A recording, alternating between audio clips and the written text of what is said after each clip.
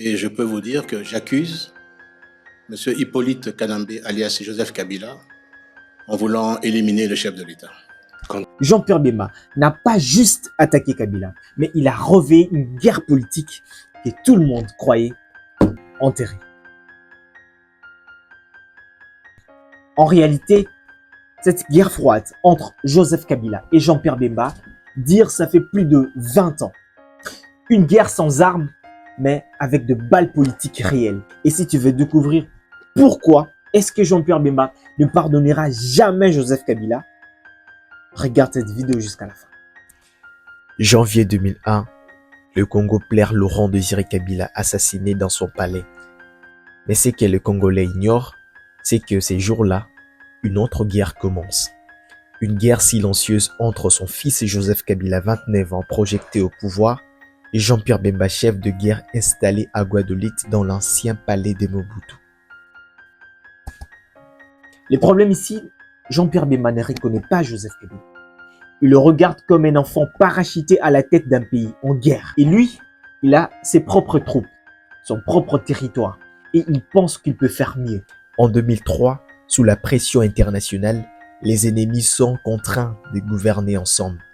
C'est le gouvernement de 1+4. Joseph Kabila président, Jean-Pierre Bemba vice-président en charge de l'économie.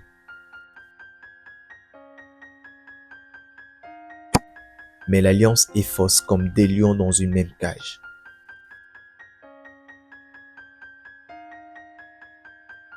Jean-Pierre Bemba garde son armée, il contrôle des régions militaires et chaque fois qu'il parle, il le fait comme un président parallèle.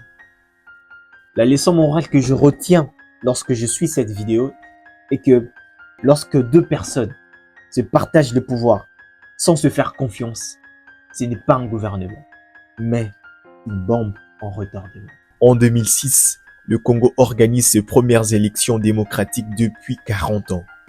Joseph Kabila candidat, Bemba aussi. Le face-à-face est historique et en même temps explosif. Kabila l'emporte avec 58%. Bemba crie à la fraude. La rue s'enflamme. Le bal siffle à Kinshasa. Et ces jours-là, Joseph Kabila gagne le pouvoir, mais Bemba gagne quelque chose d'encore plus dangereux, la rage. Et en mars 2007, Kinshasa, la capitale, devient un champ de bataille.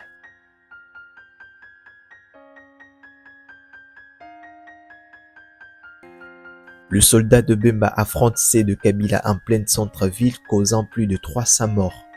Les ambassades sont en panique. Bemba est blessé, humilié, chassé. C'est ces jours-là que la guerre politique devient personnelle. Kabila le traite comme un rebelle. Bemba promet de ne jamais oublier.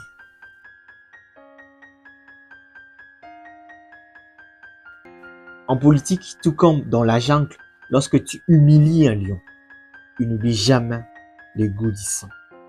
En 2008, Bemba est arrêté à Bruxelles, envoyé à la Cour pénale internationale, officiellement pour de crimes commis en Centrafrique. Mais dans les coulisses, beaucoup parlent d'un piège politique tendu depuis Kinshasa. Il est condamné à 18 ans, mais en 2018, il est acquitté trop tard. Le Congo a changé et Bemba a perdu 10 ans de sa vie. Et d'après ce que je sais en histoire, le silence d'un homme en prison ne signifie pas qu'il a oublié. Ça veut tout simplement dire qu'il attend patiemment. Bemba revient en 2018. Il veut se présenter à la présidentielle, mais la Cour constitutionnelle rejette sa candidature. Une fois de plus, le rumeur circule que Kabila est derrière les rideaux. Depuis, Bemba parle peu, mais ses gestes sont forts. Et depuis son alliance avec Félix Tshisekedi, Bemba est devenu une figure incontournable du gouvernement. Profitant de sa position, il s'en prend systématiquement à son ennemi, Joseph Kabila. Que ce soit dans le meeting, Joseph Kabila.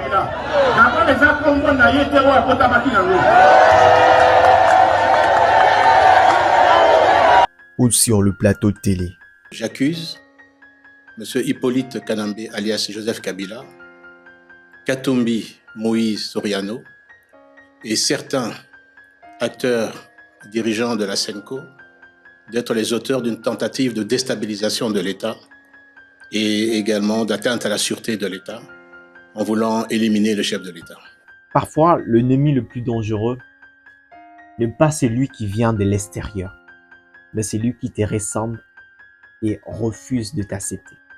Et Joseph Kabila, bien qu'il ne s'est pas encore lancé dans de débats verbal, mais je pense qu'il a toujours dit dans sa tête que Bemba ne l'a jamais respecté. Et entre les deux, le peuple regarde et saigne. Mais la question aujourd'hui que tout le monde se pose, pourquoi Jean-Pierre Bemba ne pardonnera jamais à Joseph Kabila? C'est simple. Pour lui, Kabila est l'homme qu'il a humilié 3 fois. En 2006, Bemba est convaincu qu'il a gagné, mais c'est Kabila qu'on déclare président de la République. En 2008, il est arrêté et envoyé à la CPI. Il reste 10 ans loin de Congo. En 2018, il revient pour se présenter, mais sa candidature est invalidée. 3 coups, 3 blessures. Pour Jean-Pierre Bemba, ce n'est pas de la politique, mais de la vengeance. Et Joseph Kabila, lui, n'a jamais répondu directement. Cela ne veut pas dire qu'il a oublié. Il n'a jamais oublié. Il lui avait accueilli dans le gouvernement de 1+4. Il lui avait laissé se présenter en 2006. Il a même autorisé son retour en 2018. Et malgré tout ça, Bemba ne l'a jamais respecté. Et ça, je pense que Kabila ne le supporte pas. La haine entre les deux hommes ne vient pas de mots. Elle vient du sentiment qu'on t'a volé ta victoire et du coup de tendre la main à quelqu'un qui ne te considère même pas. Et c'est pour cela que même aujourd'hui, sans un mot, sans un tir, la guerre entre Bemba et Joseph Kabila n'a jamais pris fin.